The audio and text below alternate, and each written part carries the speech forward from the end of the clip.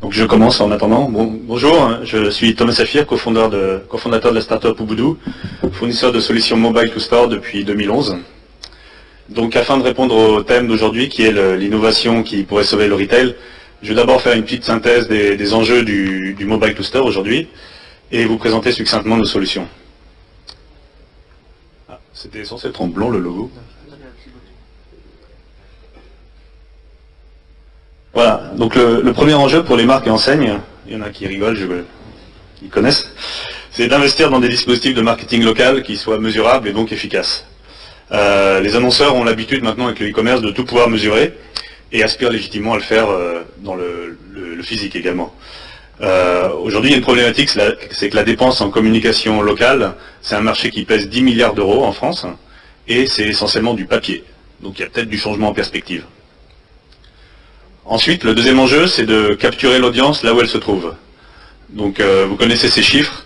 L'audience est de plus en plus sur mobile, donc les consommateurs ont donc changé de comportement.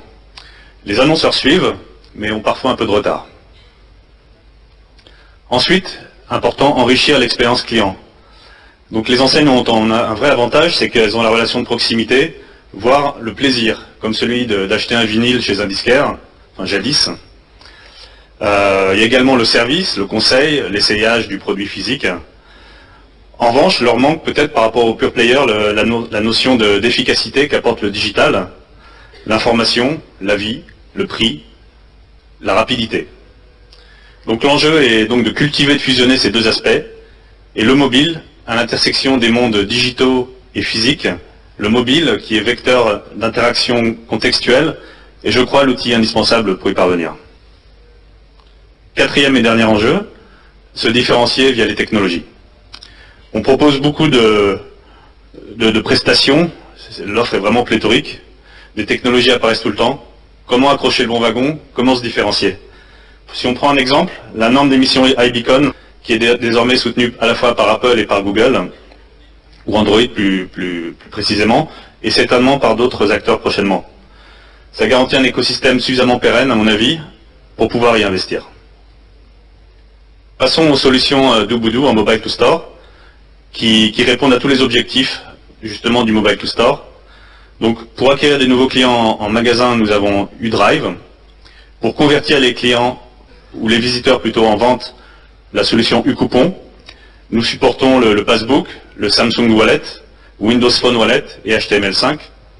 Ensuite, mesurer l'efficacité des campagnes, nous avons UMonitor, qui repose sur des sondes Wi-Fi qui vont corréler le trafic, les signaux en magasin avec les campagnes en cours, qu'elles soient on ou off.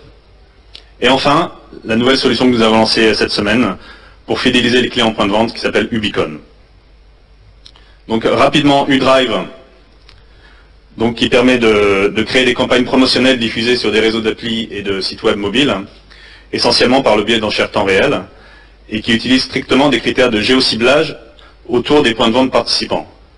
Ainsi, nous avons pu faire une campagne pour un réseau d'enseignes où on a distribué 50 000 coupons dans des villes de taille moyenne comme Montbéliard ou Limoges.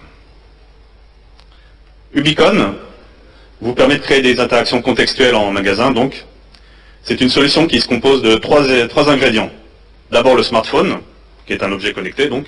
Ensuite la borne compatible iBeacon, et enfin évidemment une console pour gérer tout ça. Le smartphone du client doit donc contenir soit l'appli de votre marque agrémentée de notre kit logiciel, notre SDK, ou alors si vous voulez faire sans appli, ça fonctionne avec Passbook. Notre SDK permet également d'envoyer des notifications outdoor par un mécanisme que vous connaissez tous qui s'appelle le geofencing. Ensuite, la borne iBeacon que vous voyez un peu nue sur la droite, mais c'est pas du porno, c'est du techno-porno peut-être, est commercialisée à 30 € pièce, a une autonomie d'au moins 3 mois, et peut détecter des smartphones à partir de moins d'1 mètre et jusqu'à plus de 30 mètres en fonction du scénario choisi. Donc, comment on s'en sert, pardon. Ça peut servir à notifier un vendeur sur sa tablette lors d'arrivée d'un client, un peu client VIP, afin de l'accueillir dûment.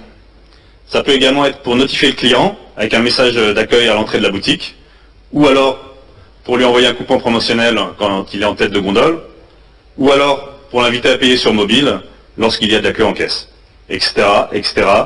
La limite est votre imagination.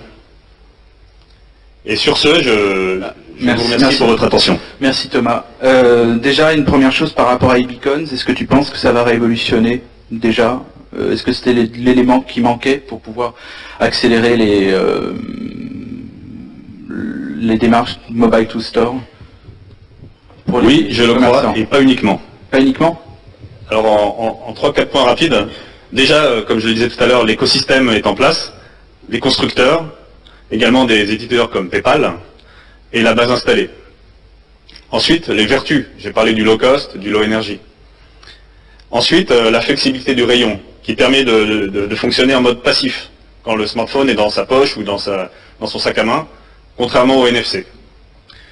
Et enfin, c'est pas seulement du mobile ou du web to store, ça peut être du mobile to muséum ou to parc. On peut utiliser cette techno vraiment dans plein de scénarios différents.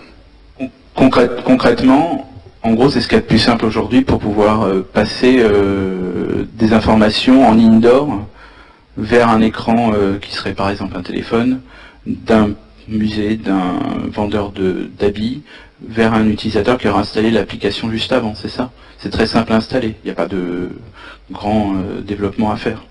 Non, ça peut même se faire sans développement en utilisant Passbook. Alors c'est seulement Apple pour l'instant. D'accord. Okay. Et au niveau de la traçabilité, alors peut-être on voulait peut-être en parler un petit peu plus tard, mais au niveau de la traçabilité, le parcours, est-ce qu'il y a un moyen pour que tu puisses donner des éléments à...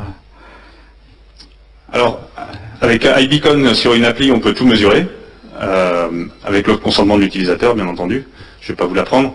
Sinon, en dehors d'iBeacon, ce qui est possible de faire, c'est maintenant, on a la chance d'avoir plein de signaux qui sont véhiculés par les smartphones des gens qui sont dans leur poche. Il y en a entre 40 et 70% qui ont leur Wi-Fi on, par exemple, quand ils pénètrent un point de vente.